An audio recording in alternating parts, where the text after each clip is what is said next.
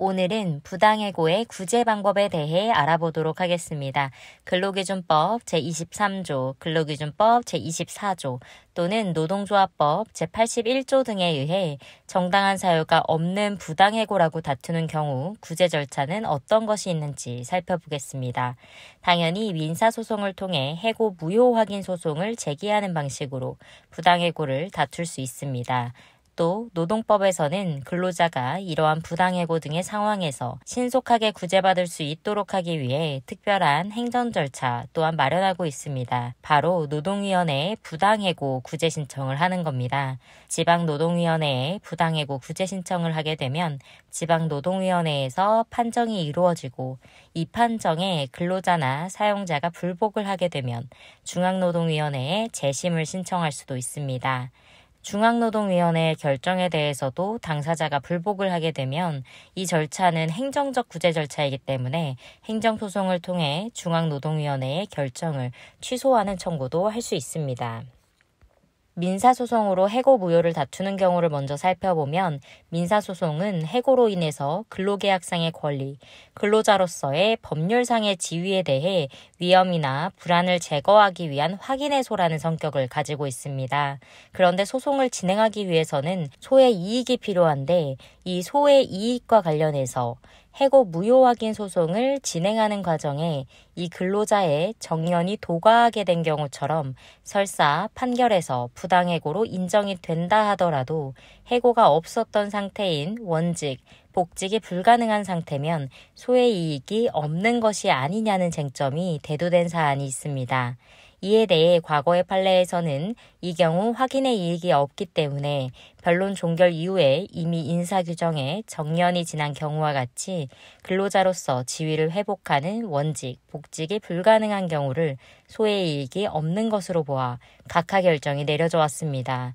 그런데 최근 2020년 대법원 판결을 통해 원직에 복직하는 것은 불가능하더라도 부당해고로 인정이 되면 해고 기간 중 임금 상당액을 지급받을 필요성 등이 인정되므로 소의 이익이 있다고 보는 방향으로 판례가 변경되었습니다.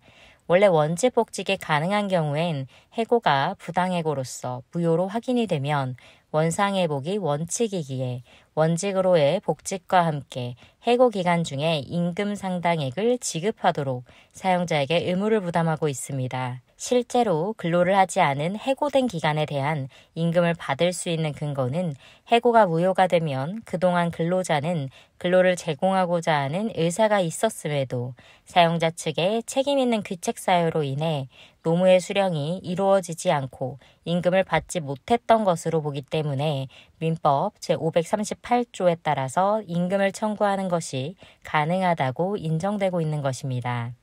또한 해고가 무효로 인정되었을 때 해고 기간 중에 받을 수 있는 금품은 해고가 없었다면 지금까지, 즉 최종적인 판결이 나기까지 받을 수 있었던 임금 상당액을 청구할 수 있는 것으로 원칙적으로는 평균 임금 산정의 기초가 되는 임금 총액 전부가 포함이 되는 것이고 통상 임금만으로 국한되는 것은 아니라고 하는 것이 대법원의 판결입니다. 그리고 민사소송에서는 해고 무효 확인 소송을 다툴 때 근로자가 해고된 후에 소송을 제기할 수 있는 기간에 대해 명문의 규정은 없습니다. 그러나 상당한 기간이 경과하도록 권리를 행사하지 않아서 상대방도 이제는 권리를 행사하지 않을 것으로 신뢰할 만한 정당한 기대가 있다고 하면 뒤늦게 권리를 행사하는 것, 즉 소의 제기를 너무 늦게 하는 것은 신의성실의 원칙에 위반된다고 볼 수도 있습니다. 지금까지 민사소송을 통한 부당해고 구제 절차를 살펴보았다면 이제부터는 노동위원회를 경유하는 행정적인 구제 신청에 대해 살펴보도록 하겠습니다. 앞서 말씀드렸던 것처럼 우리 노동법은 근로자 입장에서 좀 더 신속하게 부당해고로부터 구제받을 수 있도록 노동위원회라고 하는 특별한 행정적인 제도를 통해 부당해고 등에 대한 구제를 신청할 수 있도록 하고 있습니다. 다만 여기서 주의할 점은 앞에서 우리가 보았던 민사소송을 통한 해고 무효 확인의 소송은 일정한 제척기간의 요건은 없었습니다. 그러나 노동위원회를 통한 부당해고 구제 신청은 제도의 취지 자체가 근로자에 대한 신속한 구제를 목적으로 하는 것이다 보니 제척기간이 있습니다. 부당해고가 있었던 날 혹은 근로기준법 제23조에 따르는 부당한 징계처분, 전직, 정직, 감봉 등의 부당한 징계처분이 있었던 날로부터 3개월 이내에 구제 신청을 해야 합니다. 이 부당한 징계가 있었던 날로부터 3개월을 도과하면 노동위원회를 통한 구제 신청은 불가능하게 됩니다. 특별히 노동위원회의 구제명령은 근로자가 원직복직을 원하지 않는 경우엔 원직복직을 가름하여 임금 상당액 이상의 금전보상을 신청할 수도 있습니다. 이 금전보상제도는 2007년부터 근로기준법에서 도입이 됐는데 기본적으로 부당해고는 원상회복이 되어야 한다는 취지에는 맞지 않고 악용될 수 있는 여지에 대한 비판이 존재해 이를 노동위원회의 구제명령의 경우에만 제한적으로 허용하고 신청의 주체도 사용자는 되지 않고 근로자 자신이 원직복직을 원하지 않는 경우에만 신청이 가능하도록 제한을 두고 있습니다.